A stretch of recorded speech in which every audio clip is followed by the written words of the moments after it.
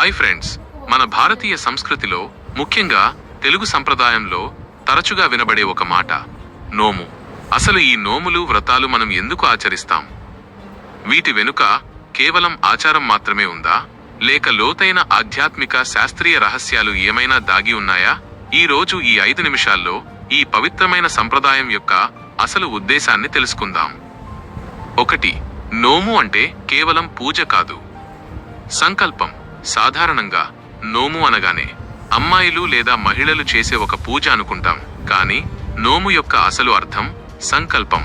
మనసులో ఒక కోరికను లేదా ఒక సాధించాల్సిన లక్ష్యాన్ని గట్టిగా నిర్ణయించుకుని దానిని క్రమశిక్షణతో, నిబద్ధతతో, భక్తితో నెరవేర్చడానికి చేసే ప్రయత్నమే ఈ నోము. ఇది ఒక విధంగా మనకు మనం పెట్టుకునే పాజిటివ్ ఛాలెంజ్. మన జీవితంలో ఏదైనా ఒక ధర్మాన్ని ఆచరించడానికి, ఒక విలువైన నియమాన్ని అలవాటు చేసుకోవడానికి ఈ నోములు ఒక బలమైన పునాదిగా పనిచేస్తాయి. 2. నోములు ఎందుకు చేస్తారు? ఆధ్యాత్మిక, మానసిక కారణాలు. మనం నోములు ఆచరించడానికి ప్రధానంగా 3 ముఖ్యమైన కారణాలు ఉన్నాయి. ఏ.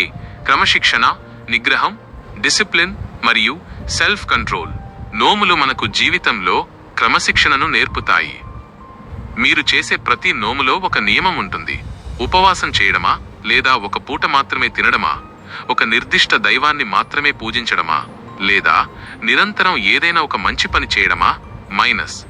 ఈ నియమాలు మనసును అదుపులో ఉంచుతాయి. ఈ నియమాలు మనకు భౌతిక ఆకర్షణల పట్ల ఉండే బంధాన్ని తాత్కాలికంగా తగ్గిస్తాయి. మనసును నిగ్రహంతో ఉంచడం ద్వారా మనం మన లక్ష్యంపై దృష్టి పెట్టగలుగుతాం. బి. ప్రకృతితో అనుసంధానం, కనెక్టింగ్ విత్ నేచర్. చాలా నోములు పౌర్ణమి, అమావాస్య, సంక్రాంతి, కార్తీక మాసం వంటి తిథులకు లేదా ప్రకృతిలో మార్పులు జరిగే సమయాలకు అనుగుణంగా ఉంటాయి. ఉదాహరణకు తులసి పూజ, సూర్యారాధన లేదా వనభోజనాలు. ఈ నోముల ద్వారా మనం ప్రకృతి శక్తులను, కాలచక్రాన్ని గౌరవించడం నేర్చుకుంటాం.